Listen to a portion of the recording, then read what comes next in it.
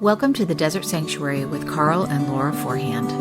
Often when we have doubts about religion or simply want to ask questions, it can feel like we are wandering out into the desert.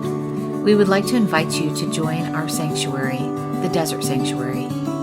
We've tried to pick guests that would resonate with and challenge us and our fellow seekers here in the desert. We believe that a key to the journey is to keep asking good questions, and we believe that all stories are sacred. Our hope is that you will find life and healing for your body and mind, and that you will be able to be where you are and be who you are. And now, here is our show.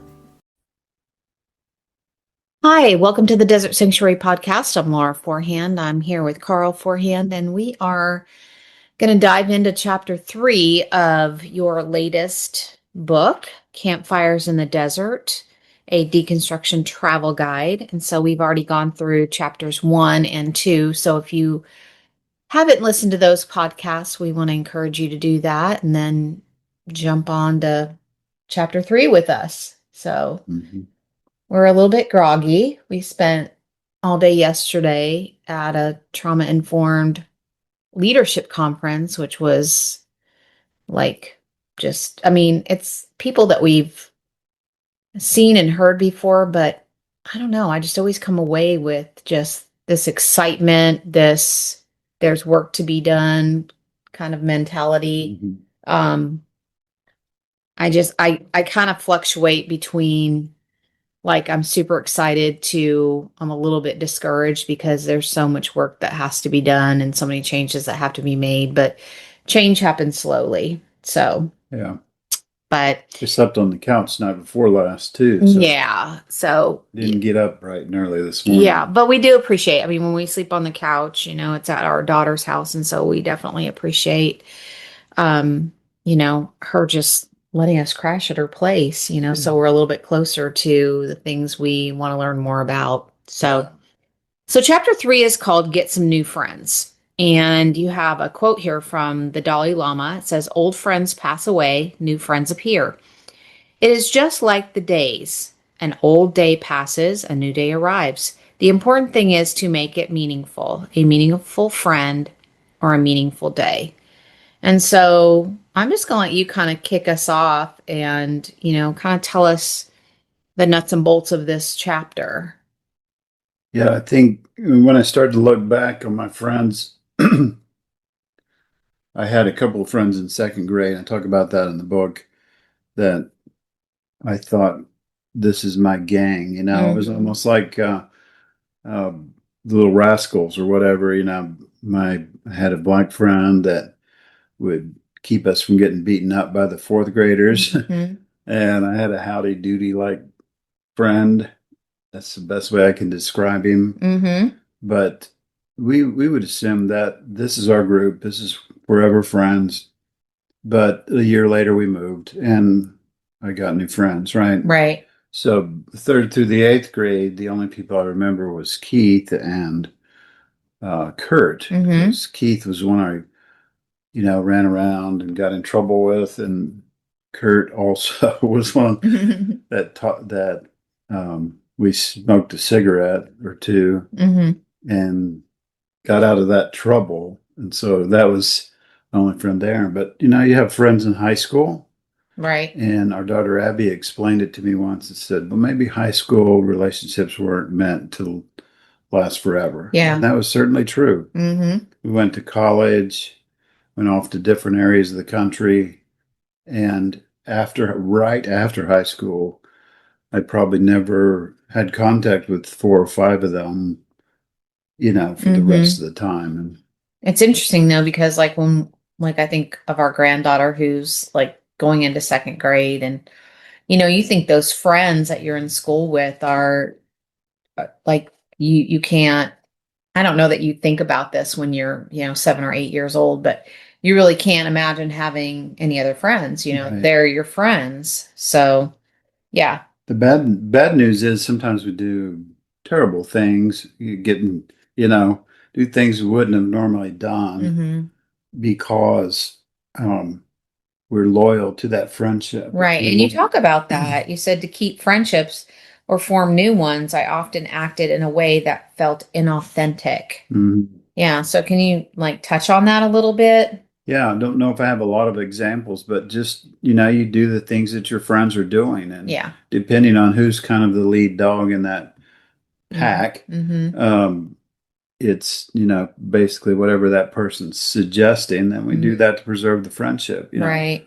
And Right. when we don't, it's questioned, well, aren't you my friend? And I would suggest though that it's the same dance or in a different way inside of organizations like the church, that we are strongly encouraged to be united with our fellow church members and be loyal to them. And so we behave in a certain way. We don't go out with other churches. We don't, you know what I mean? Yeah. And so boyfriend girlfriend relationships are like that, but also just your basic friendships are like that. But then the church is also like that in that especially in cults and higher control religions, it's terrible in there and terribly toxic. But in a normal church with a normal way of doing things, you're going to be encouraged to hang out with those people in the church. Yeah. This is your primary relationship. We're having a potluck. You need to come. Yeah. We're doing this and that. What you're right? doing with your mom. Yeah. Or driving home to see, and so all through ministry, 20 years of ministry, we prioritized what we were doing in the church, in our church, over going home to see my mom and my siblings. Therefore, because we also lived in different parts of the country also, that, those relationships suffered. And then I beat myself up. I could do more. I should have done more. I should have tried to make it work better, whatever. But it was primarily that pull of we're doing something for God. Right. And this relationship is God's relationship because He's on our side. We're doing God's work. We're doing holy work. We're doing kingdom work is how they express it. Right. We're doing it for the kingdom. So this matters. And I suppose in sports teams and all kinds of organizations, you could have that. This matters more than anything. And we just watched the College World Series. Women's College World Series. Softball. And they, often express that sentiment. This is such a deep relationship. The finals were interesting because there's a lot of ties between the teams because of Texas Tech's coach. Right. There's a lot of links there and a lot of emotion there for people that have relationships until they switch teams. Right. But we always put less of a priority on the other team, the other people, the people outside of our immediate friendships. You said something interesting in chapter 3, and this may kind of go back to what you were talking about, but you said much of my behavior stemmed from the desire to fit in. And I think that's an important point because a lot of times we don't look at, well, yeah, I just want to fit in, I want to, and we get that confused with belonging. So I'm wondering if you can explain kind of the difference between fitting in and belonging. Yeah, I've always had an issue with fitting in. Wear glasses. I was skinny, little, or all the things that make you self-conscious about that. And I don't know if it wasn't that people didn't want to include me in things, or I was too weird, or or it was just my perception of that. Right. That people may have loved me and wanted to include me, but didn't know how to talk to someone that was like me, or whatever. But, it just left me. I mean, that's why we were good church planners, because I wanted to fit in. And that's your primary job as a church planner, is to go to a place and fit in. So with a missionary. Yeah. So like fitting in, and I don't want to be insensitive here because I know a lot of people with Black and brown skin talk about code switching. But sometimes I feel like fitting in is a little bit like code switching. So you adapt to the environment. Yeah, absolutely. And it makes you feel like you're belonging, but you don't really belong because you're not being your authentic self, right? So Yeah, it again, was interesting to me to kind of have that realization in deconstruction that when I preached, I thought, I'm telling them what's what. But that was always within certain boundaries mm, because I had to, in some ways, tell them what they wanted to hear. mm-hmm, Maybe in a challenging way. Maybe I could guilt them by saying, you're not doing it, mm-hmm, but this is the way we should proceed, and this is what you should believe, mm-hmm, and so on. So I was, but I could only do that to just a very little could I get outside the guardrails of what they had set right, for the group, right. or I would be looking for another place to preach, And sometimes you did. and sometimes I did because I couldn't take it anymore. Right. So Yeah. how is that different than, I mean, how would you characterize true belonging? Like really belonging Yeah. somewhere? I think from what I understand, and I love Brene Brown also, but I think belonging is something you do within yourself. Mm, You know, when you learn who you are, mm-hmm, and when your authentic self has been overused, right? But mm, when you become who you are and you mm-hmm, live out of authenticity, I think, like she says, you belong anywhere. mm-hmm, You belong everywhere in mm-hmm. no place at all. Right. So, and I think that's Maya I Angelou. think you're right. Yeah. But you, I belong. Mm-hmm, I belong in the universe. I occupy this space, and it's significant. mm-hmm, Even if I don't do things that I think are authentic or significant, but I'm significant. I belong. Um, I might need you to adapt to that mm-hmm, instead of me constantly adapting to you, mm-hmm. right? Yeah. Or it just may be that, we, I don't know, in some way clash and maybe we're not going to be Hmm. the extremely close friends that we once were because we're both finding who we authentically are, and maybe that clashes a little bit with one another, and that's okay because I think what you said is really important. First, you have to belong to yourself. Yeah. You have to know who you are and you have to be comfortable with who you are. Hmm. And yes, there are some, if you're a very extroverted person, of course there are circumstances where you're going to rein some of that in, right? Hmm. But, you know, full picture, you're not totally changing who you are just to get the acceptance of other people. Yeah, because it's short lived. Because if Mm-hmm. they happen to start growing or they happen to start experiencing something else, Mm-hmm. learning, growing, expanding, then they're going to move away from you and you're going to have a hard time Mm-hmm. with them, right? Mm-hmm. So a lot of us sacrificed everything. And the only way to keep those friends forever, the only way to be eternal friends is to, in some ways, not grow, Mm-hmm. not change, not Mm-hmm. explore, not go anywhere else, but stay right where you are. Mm-hmm. And I don't think if I was a pastor of a church for 50 years, I would brag about that Mm-hmm. because that tells me that you didn't expand, you Mm-hmm. didn't risk much, Right. you know, you just stayed in the same place and Mm-hmm. did the same things, and maybe you grew a little, but then you kind of reined it back in so you keep your parishioners. Mm-hmm. And yeah, it's admirable to love people and care for people and things like that, but you haven't done what you could have done. Um, Someone told us something like that, right? Early in our deconstruction, we said it's like we're losing all our friends Mm-hmm. at once, Yeah. because we Yeah. made a big step Right. and took a step and moved away.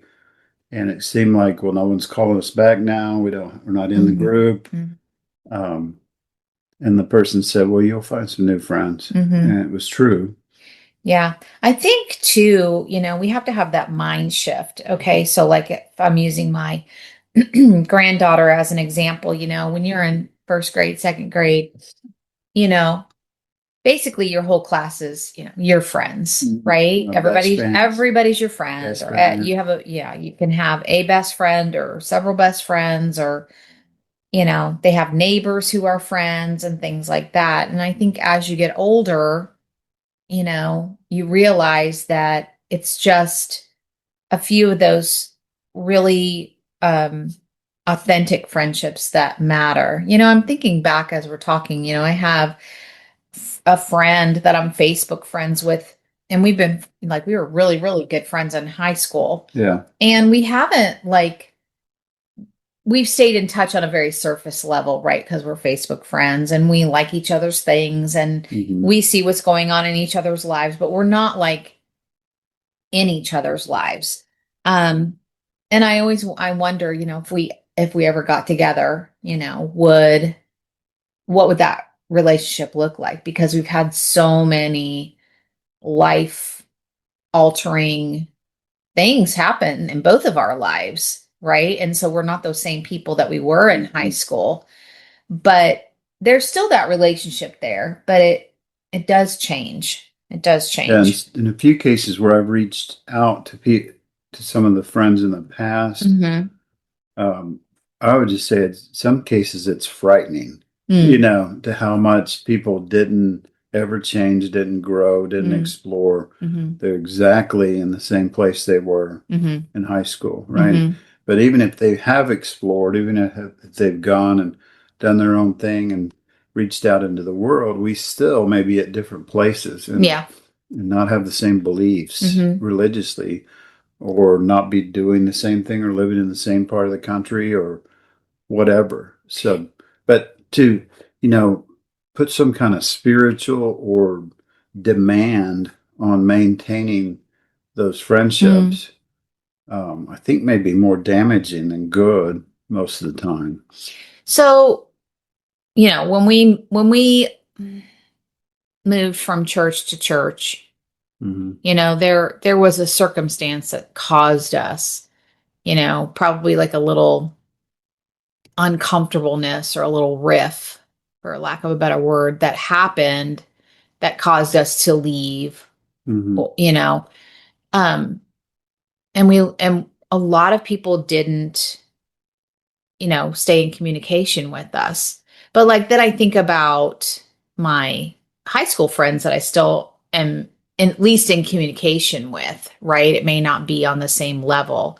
But I'm just curious, like, what is it about when when you leave a church and all of a sudden it's like, you know, I don't know who said this in the Bible because I don't read the Bible and I never really was good at reading the Bible. But you know how like God will say, "I never knew you," and I feel like that's kind of how it is. Like Yeah. whenever we left a church, it's almost like these people are like, "We never knew you," So like we're just gonna like totally turn our back on you. Yeah. And I'm just curious, like why that is. Like, yes, my relationships changed with my high school friends. We've had lots of life experiences that are different from one another, but we can still have a love for each other and a respect for each other, even if we're in different places in our life, Yeah. right?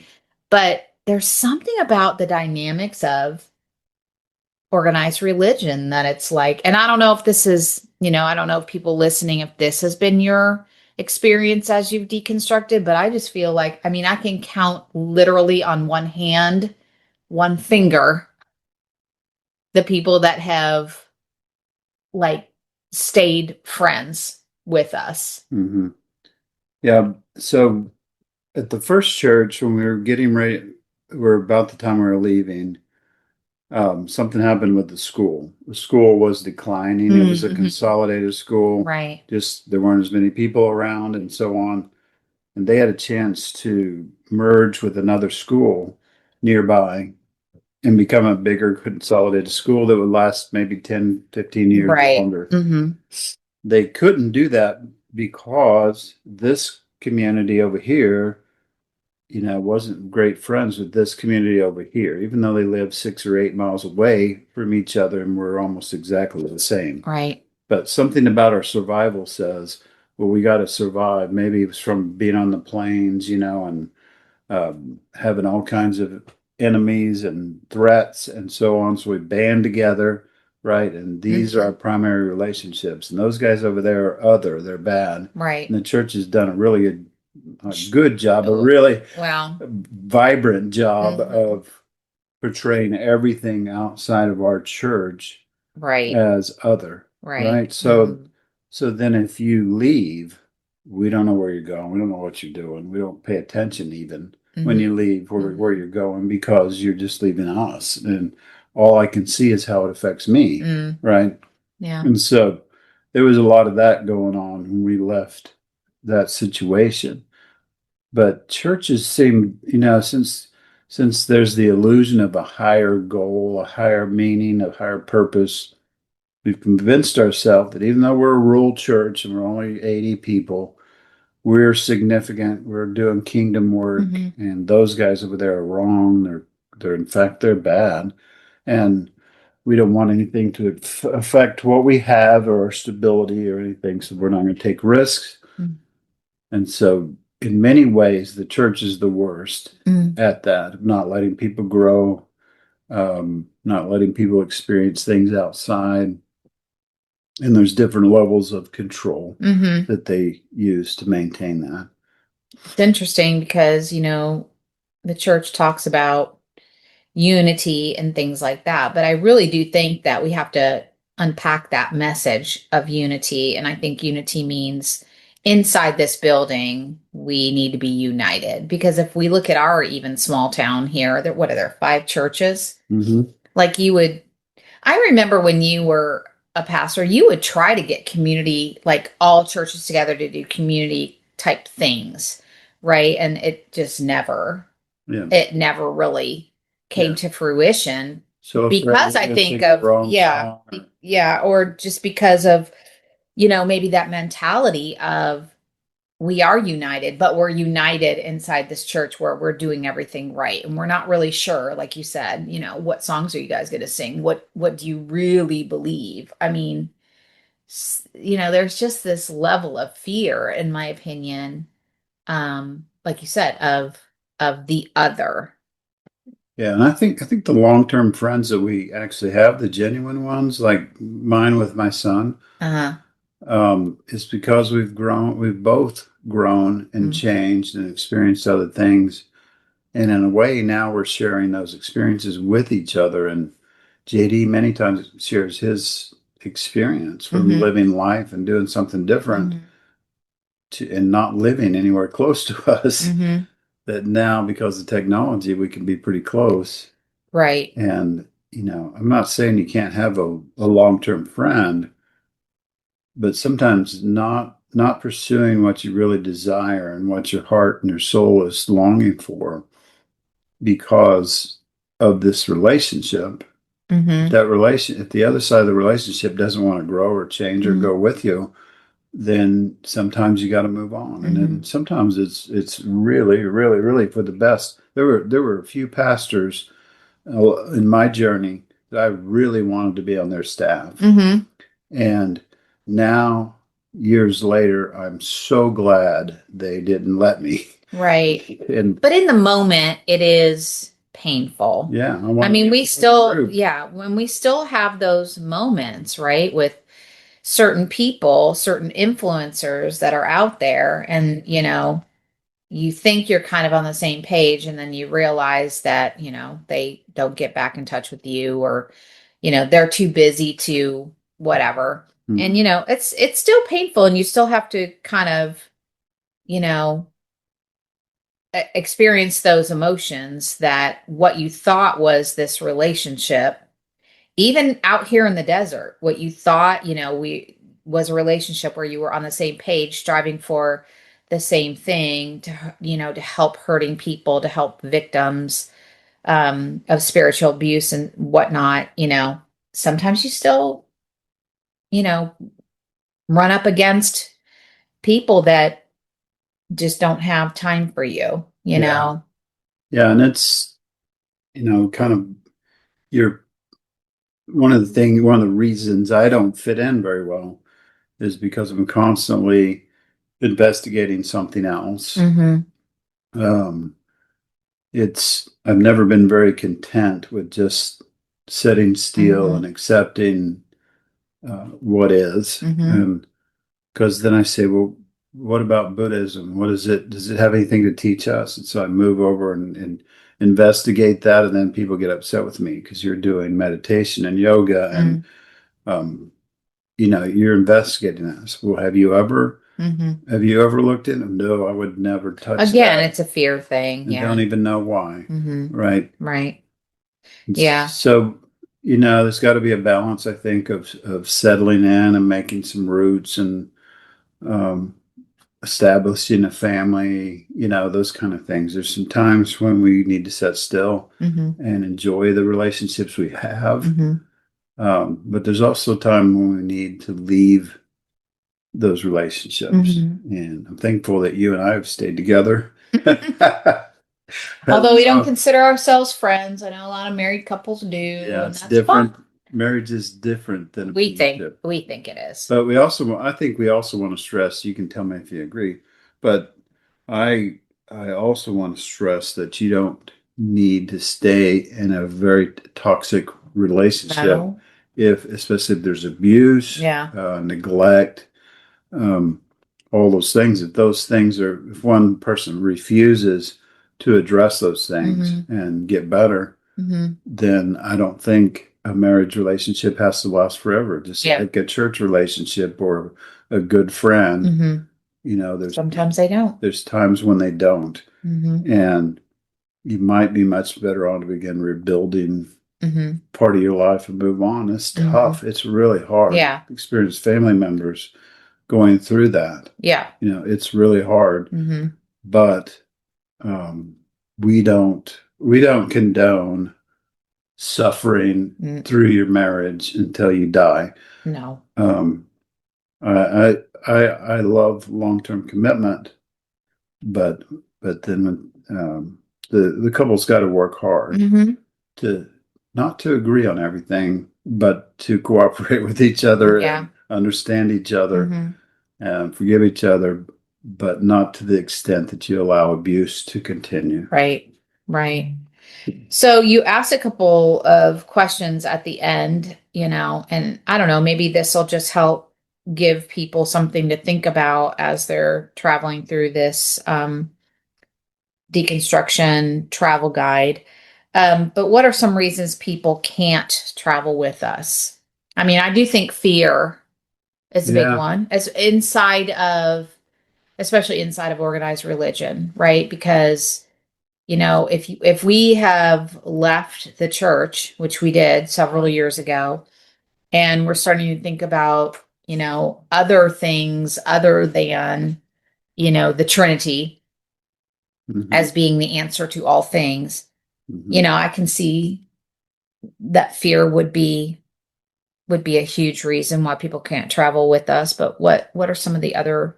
I think for me it's loyalty because I think I'm a 6 on the Enneagram. I don't even understand the Enneagram, but that's what comes up the most is the one called loyalty. Mm-hmm. And you think, well, above all, I need to be loyal. I think that was beaten into my head at some point that you must be loyal. And so I've stayed at churches longer than I should have.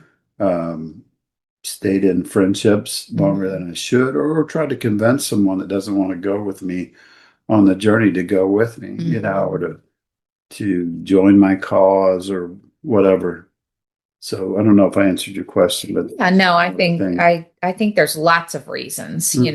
and I mean, I think that's a great question to have at the end of this chapter because I think it gives you a chance to, sit back Yeah. and examine, why haven't these relationships, you know, especially after leaving organized religion, why haven't they endured?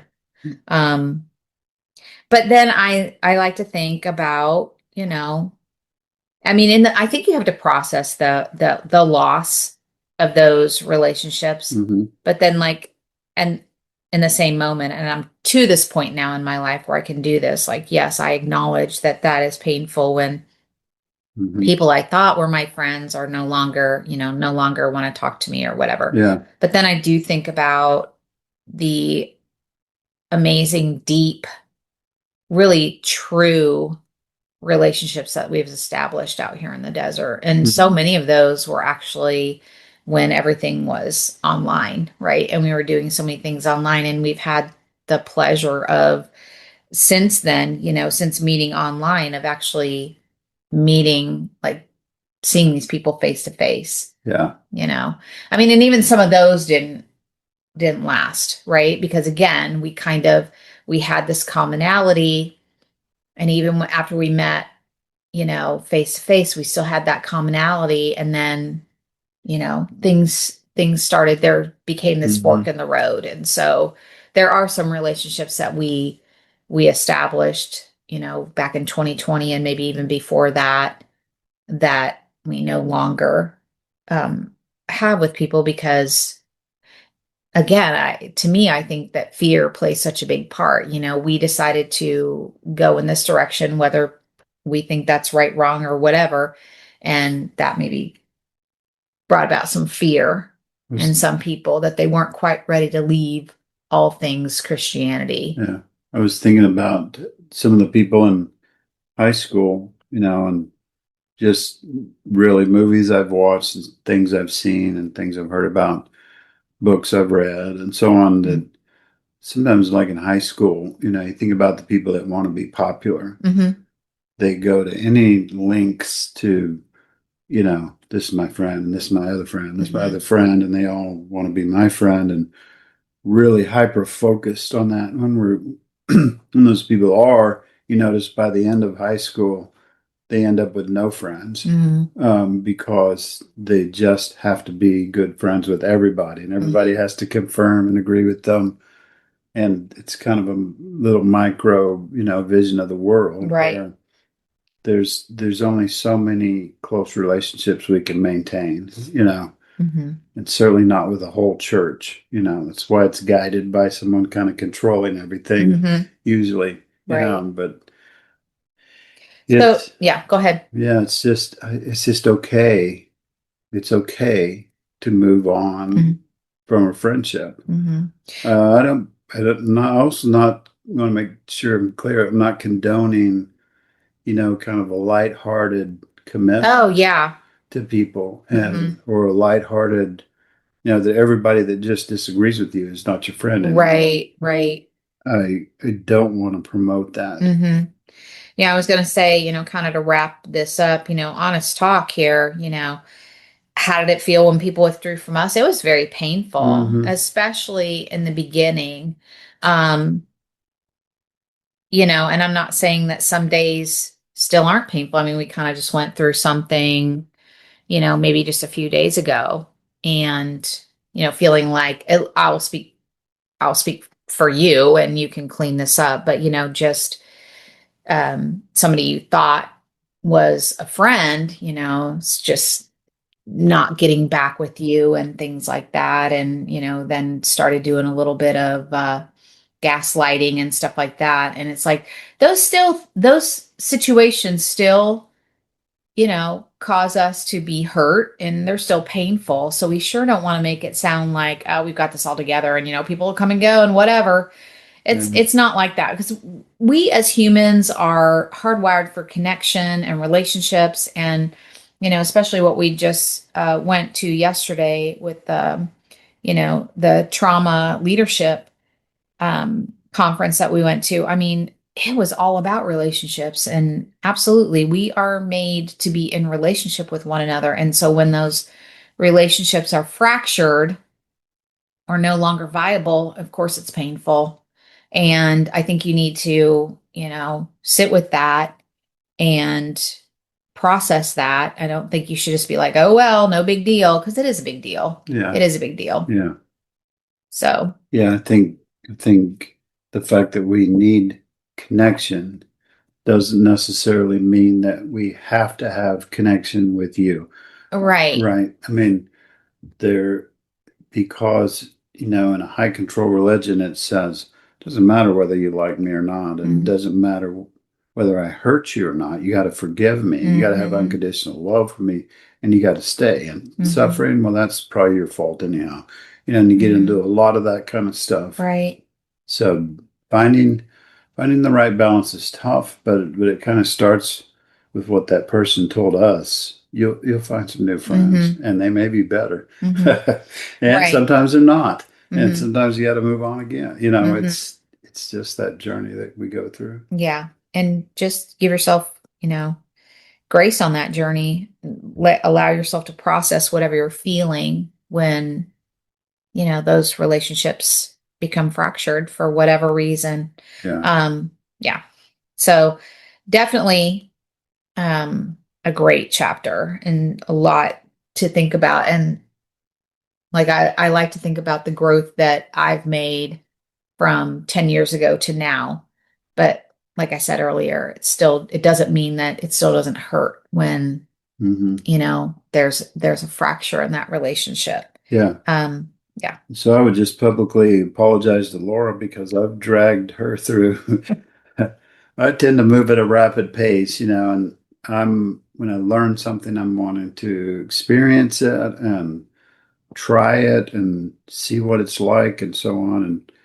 And she's a little more cautious than I am. And so we've been through a lot, but I think in the long run, it helped us grow Mm-hmm. and but like you said, And I think in a relationship like what we have, you learn to, I can take a little bit of your adventurous spirit and not be so scared, but you can also take some of my caution, mhm, you know. plunge into everything, get Right, excited right. about So, it. but Yeah. that's what a relationship is. It's like Yeah.